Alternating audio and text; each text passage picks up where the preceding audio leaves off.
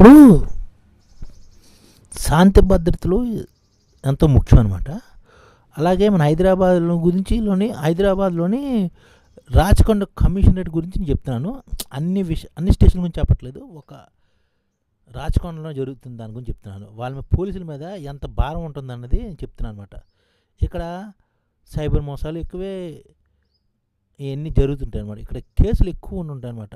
అలాంటిగా సంవత్సరానికి 25,815 కేసులు వస్తుంటాయి. ఇక్కడ సంవత్సరానికి 25,815 కేసులు వస్తుంటాయి అన్నమాట. ఇక్కడ ఉన్న రాచకొండ కమిషనర్ మీద ఈ పరిష్కరించాలన్నమాట. ఇన్ని కేసులు 25,815 కేసులు 2022లో వచ్చింది. అదే 2021లో అయితే 21,685 కేసులు. వీళ్ళకి అందరికీ న్యాయం చేయాలంటే ఆ ఒక్క కమిషనర్ వల్ల కాదు,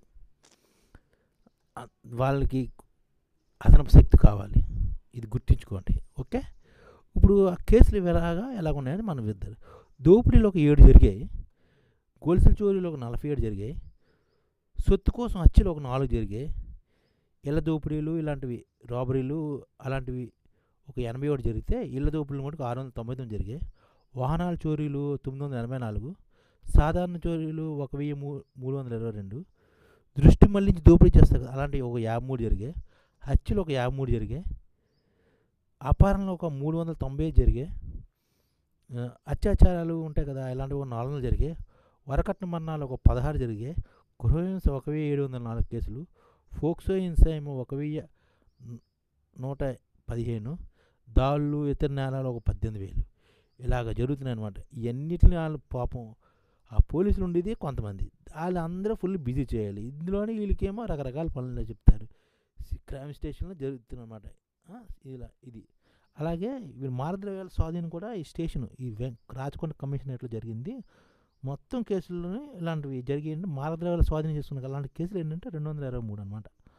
అరెస్ట్ అయిన ఇందులో 635 మంది.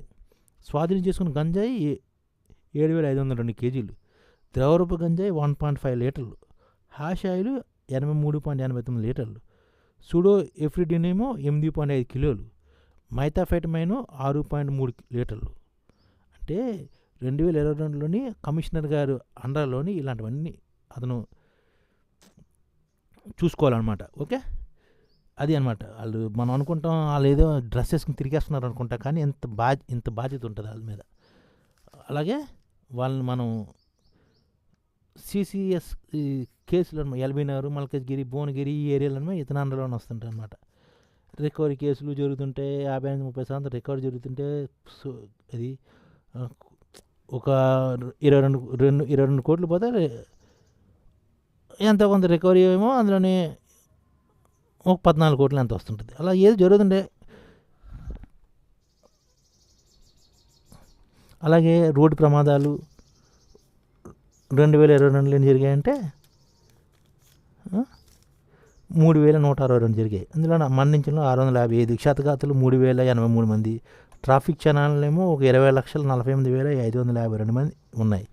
క్షణాలు మొత్తం ఒక 74 కోట్లు అనమాట.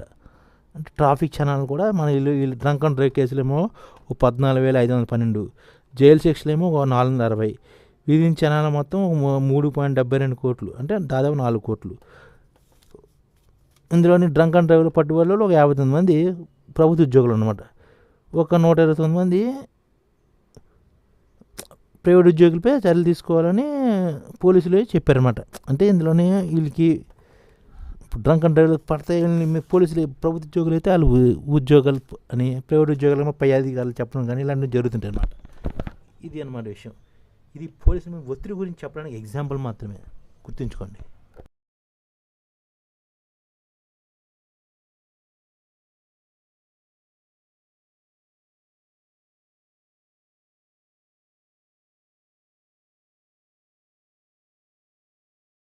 ఈ ఛానల్ ముఖ్య ఉద్దేశం ఏంటంటే, మన తెలుగు రాష్ట్రాల్లో 1 కోటి మందికి సంఘటిత రంగాల్లో ఏ విధంగా ఉద్యోగాలు ఇవ్వవచ్చు, కనీస నెల జీతం 30,000 వరకు ఏ విధంగా ఇవ్వవచ్చు, ఏ విధంగా చేస్తే ఉద్యోగాలు సృష్టించబడతాయో వివరిస్తూ ఈ ఛానల్ వీడియోలు వస్తాయి.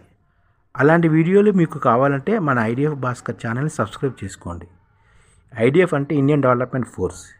ఈ వీడియోలు చూసిన తర్వాత మీకు నచ్చితే లైక్ చేయండి, మీ ఫ్యామిలీ మెంబర్స్కి షేర్ చేయండి, మరియు మీ ఫ్రెండ్స్కి షేర్ చేయండి. Thank you. నమస్కారం.